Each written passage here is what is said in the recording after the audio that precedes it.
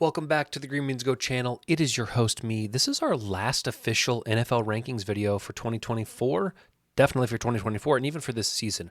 We'll move into more playoff content as the season wraps up with Week 18, so make sure you are subscribed and following along with this content. I will tell you, if you can't tell, I got a little bit of a something going on here in the chest.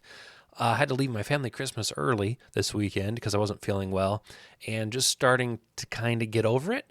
So I'm thankful for that, but I do apologize for the lack of content in the few days. I've been a little bit sick. Before we talk about this, and I know it's too late. I know we're on the last week, so what does it matter? But I made this video, and I'm sure a lot of you have seen it. What traditional NFL power rankings fail to capture and why I hate them. I explain everything. So if you have ever watched one of my videos and you thought, what is this moron doing? Why is he ranking these teams in this manner? Go watch that. But right now, I don't care if you leave this video and it ruins the engagement and this video plummets and gets 200 views. Go watch that video, or if you're really kind, you'll watch it at the end. But understand that this is a very linear practice, and I don't believe NFL power rankings are linear. With that being said, here are our categories for today. And I'm going to fix this because it's driving me absolutely, positively mad. This looks ridiculous. I'm going to shrink that down. Does that look fine? I don't know if I like the border at all. Might do that. Might go no board. No border. Ooh, that doesn't look good either. You know, I thought I had it figured out before I clicked record, but clearly I didn't. Okay, we're just going to go with that. Hope it's good. But yeah, happy New Year's Eve to you. And let's get started. We'll start with the Rams, who did exactly what they needed to do. We didn't start with the categories. We'll start with the categories. We got Super Bowl conversation. We have deep run. We have might surprise. We have early exit. We have done, but high hopes, done, and dark. So keep in mind, anything in the two green categories, they're not making the playoffs. So their ranking, to me, is irrelevant because this is about 2024, 2025 season. So I'm not concerned if the Bengals are better than the Panthers right now. It doesn't matter. What's their future look like? That's what I care about. We'll start with the Rams, and I think, if anything, they might surprise. Early exit is probably more fair, but I think people their radars are down. I don't think that's a phrase. They're not aware of what the Rams may be capable of. The Rams have played two pretty ugly games in the last few weeks, but that shows me their defense is doing its job. And yeah, I don't think they have what it takes to go deep, but I think they have what it takes to surprise. So we'll say that. The Seahawks held their own destiny, and ultimately it came down to them losing to the Giants. That was it. Their loss to the Giants solidified their year, and I'm worried for this team. The morale is not good. On paper, the roster looks like it has potential, but that QB position needs to be figured out. I don't know if Geno is there next year or not, so we'll leave it at done and dark. San Francisco, without injuries, I think they win the West, so we'll put them at done but high hopes. And the Cardinals, I think the coaching staff is figured out. I think the pieces are there. I didn't like how their offense was called this season. I thought Marvin Harrison Jr. was very underutilized. I think Kyler Murray's uniqueness in his ability to use his feet was underutilized. So I'll say that they'll figure that out, and we'll go done, but high hopes. Move on to the Falcons. I don't see the Falcons making the playoffs. All Tampa Bay has to do is win this weekend, and they play, I believe, the Saints. So they shouldn't lose to the Saints, right? I don't think the Falcons are making the playoffs, like I said, but I do think Michael Penix Jr. is the guy. I was watching him in their game this weekend against Washington, and Washington's defense isn't great, but Michael Penix Jr. looked competent, and he looked established in a system that he hasn't been in for very long, in a system that Kirk Cousins has been in for more time. I think the Falcons did themselves a disservice for the future in giving Kirk Cousins a long leash. They should have never, if they were going to draft Michael Penix Jr., if that was an option, an opportunity, they should have never paid Kirk all that money. Hindsight's 2020, but I do feel optimism for this team. Too much talent for nothing to come of it. Tampa Bay might surprise. Yeah, I know that their loss to Dallas a few weeks ago is going to be kind of a red flag for a lot of people. But this is a team that can hang with anybody, points scoring wise. And if Baker is on, let him bake. Panthers, hard to say. I feel like there's too many missing pieces. I do think Bryce Young, as I've said in other videos, I do think Bryce Young is good enough to play in this league. But I do think they're missing some components. So we'll put done and dark. Same thing for the Saints. Sorry, guys. I got a lot going on. I got a lot happening over here. Oh, done and dark. Packers. I was wrong. For weeks, I have said I believe the Packers are better than the Vikings. For weeks, I have spoke highly of the Packers and lowly of the Vikings. For weeks, I have said that if they played each other, the Packers would win. I was wrong. And that's the beauty of power rankings is they don't have to be right. They're just a prediction, a meter of where we feel we are. The Packers will make the playoffs, and I also think they might surprise. People are going to say, well, Jordan Love's not ready. He's turnover prone. This team can beat bad teams, but when they actually have to face perennial contenders, what are they going to do? And that's why I think they might surprise. I think it's hard to beat a team 3 times, and the Vikings beat the Packers twice, and if by chance they line up, I don't know how the bracket looks, but if by chance they line up again, now, of course, the Vikings will get home field advantage, which will be massive. The Vikings, in both of their games against the Packers, dominated for 3 quarters, and then in the 4th quarter, the Packers came back and made it interesting, both games. So it can be done. We'll see. The Bears are done, and I think that it's dark. I think DJ Moore, Keenan Allen, I think they're too old for this to be a 2-3 year situation. I don't know if they stick around the league or to this team, coaching carousel. I'm not optimistic. The Lions, I still believe, are in the Super Bowl conversation.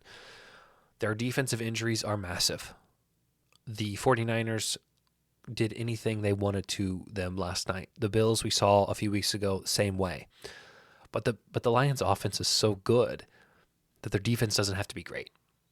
So we will leave them in Super Bowl conversation as they've been all year. And the Vikings have proven enough. Sam Darnold is him. J.J. McCarthy's injury, I believe, is the reason the Vikings are where they are right now. There is something about a team having to decide quarterback situations. There's something about a secondary quarterback looming, right? There was something about Sam Darnold not having to feel any pressure, whether he was going to be the starter or not, which I think he was going to be over J.J. McCarthy. There's something about Sam Darnold knowing it's my team now. Like there's nobody behind me waiting to take my spot if I make a mistake. And he's played loose. Sam Darnold, that is, has played loose. He's played to the level of a top 3 quarterback in the league. If you take out the running metrics, Jalen Hurts, you take out Josh Allen, you take out Lamar Jackson, guys who can do it both ways, Jaden Daniels, like the MVP caliber guys who can get it done with their in the air and the feet. If you just look at guys who stand and deliver, it's Joe Burrow and it's Sam Darnold this year as the top 2. Like, I'm not going to beat you with my legs. Like, I'm not a dual threat guy. I'm an unadulterated raw QB. I think the QB position should be both. I think they should obviously be allowed to run. Like, I'm not taking anything away from those guys, but pocket passers, Sam Darnold was one of the best this year. And I was wrong. So there you go. Deep run. Eagles beat the Cowboys by a lot with Kenny Pickett in. A Cowboys team that's looked better as of late too. So we'll put them in Super Bowl conversation. Giants, done and dark. I don't know what they're going to, something happened with the draft picks this weekend since they beat the Colts, right? Like they fall, like maybe Shedeur Sanders isn't theirs anymore. They need Shedeur Sanders. We'll see what happens. And the Cowboys, done, but I think hopes are high. I've said it every time. The Cowboys will figure it out. And Washington. This is where people are going to be probably frustrated with me. I'm going to put them on early exit. And I get what people are seeing here. They're looking at this, which is the entirety of the NFC playoffs. 1, 2, 3, 4, 5, 6, 7. And they're saying, you're telling me you believe Washington is the worst team of the 7? That's not what I'm saying. Listen to me. If you didn't watch my other video, listen to what I'm saying. I'm saying that I think Washington has the lowest floor. I'm saying I think Washington is the most beatable. I know that Washington has beaten some of these teams this year. They beat the Eagles. I believe they beat the Buccaneers. But I'm saying in a playoff scenario, when I need a defense to come through, when I need some real big-time playmaker, like it's all on Jaden Daniels. And I'm not doubting the guy. He's going to win Rookie of the Year. He deserves to win Rookie of the Year. He is a fantastic player. But I fear that a game where they struggled with the Falcons at home, when the lights are bright, I'm worried about this team. I'm worried about their defense. I'm not too much worried about their offense, but I'm worried about their defense. And all of these teams have what can be labeled a potent offense. All of these teams can put up 25 to 30 on this team. And half of these teams can play good enough defense where they may not be able to match it. That's all I'm saying. Texans. Okay, you want me to order these? I think it goes something like this. Okay, that would be my order. It doesn't matter about here. Texans, early exit. Gifted a division that's soft.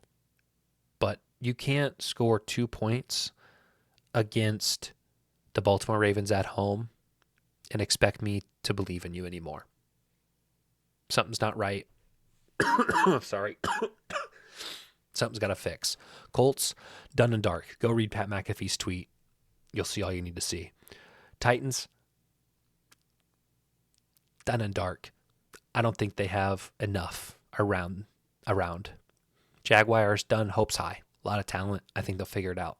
Dolphins, done and dark. I think pieces are going to start falling apart more than staying together. I can see Tyreek looking for other options. I know he just signed a huge contract. I can see one of their dual threat running backs, A-Chain or Mostert, shipping off somewhere. Jalen Waddle can't stay healthy. I don't know, Tua, right? Done and dark for the Dolphins, in my opinion. Jets, same thing. I don't know what's going to happen with that team.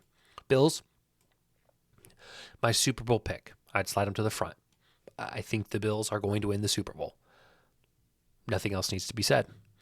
Patriots, done in high hopes. A lot of talent. Drake May is the guy. They're going to get Travis Hunter. Probably, maybe. They're going to have a lot of fuel. It looks good. Broncos, early exit. Not feeling good about the Broncos.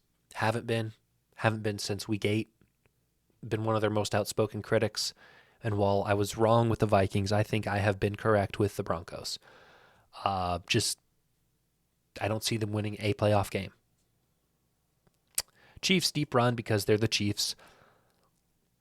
And I refuse to put them in Super Bowl conversation right now. Raiders, done and dark. Chargers, early exit. I don't think they're going to surprise anybody, and I don't think they're going to make a deep run. Their game this weekend was convincing. Putting up 40 is the best I've seen them play. But yeah, I think it's a fairly one-dimensional team, and I think one-dimensional teams are manipulated come playoff time. Obviously, you may see them play one of these two teams first game, in which case we may have to move them up. I don't see them making it past a lot of these AFC teams. Okay, Browns, done and dark.